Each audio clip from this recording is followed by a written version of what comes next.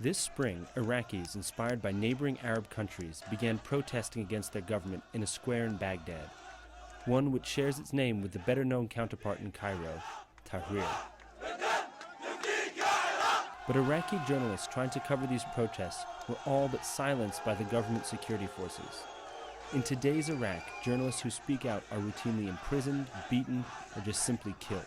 There seems to be a high level of intolerance for dissent or for public criticism of either government policies or of particular leaders. Yusuf Al-Tamimi, a freelance journalist, showed RT some shocking YouTube footage from the protests this February that explicitly show Iraqi security forces targeting him because he's a journalist. He shouts Sahafa, which is Arabic for journalist, over and over again, but it makes the police more violent. 3 or 4, maybe 5 riot police were around me. One of them slapped me in the head, other one kicked me in the butt, and they kind of, grabbed me fast. Yusuf managed to escape arrest thanks to 2 foreign journalists who intervened. But since the arrest of one of his colleagues, he stopped covering protests altogether. It became hard for journalists, for example, to go to Tahrir Square. I myself, I don't go there. I stopped going there a long time ago.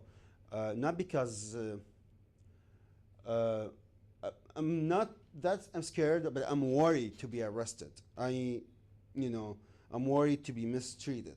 We tried to speak to journalists who've been arrested in Baghdad, but everyone was too afraid to appear on camera. So we came up here to the more peaceful Kurdish region to see if the situation was any different. Here I met Ahmed, a young photographer who was arrested while covering similar protests in the Kurdish region.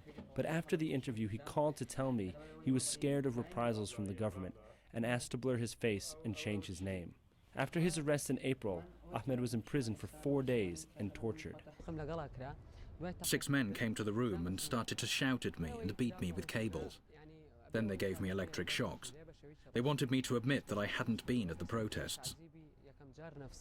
When he was finally released after 4 days, a friend took pictures of his wounds and published them in a local magazine. Immediately, Ahmed was rearrested as a punishment for publicizing his initial arrest. They held me for 3 days and made me sign a document declaring that I would not talk to the press again. Back in Baghdad, Ali Dabakh, the government spokesman, admitted to RT that individuals in the Iraqi government were indeed using their powers to silence the press. I noticed that people been using their power, but this is not protected by the government. The government is against anything, and you could see that there are people in the Ministry of Interior, for example, they are misusing their power against the citizen and against the journalists. They keep accountable, and some of them has been fired.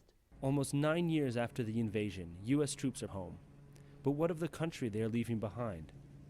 With politicians using the security forces to silence journalists, it appears that Iraq lacks any credible press freedom, a freedom that is essential to any democratic country.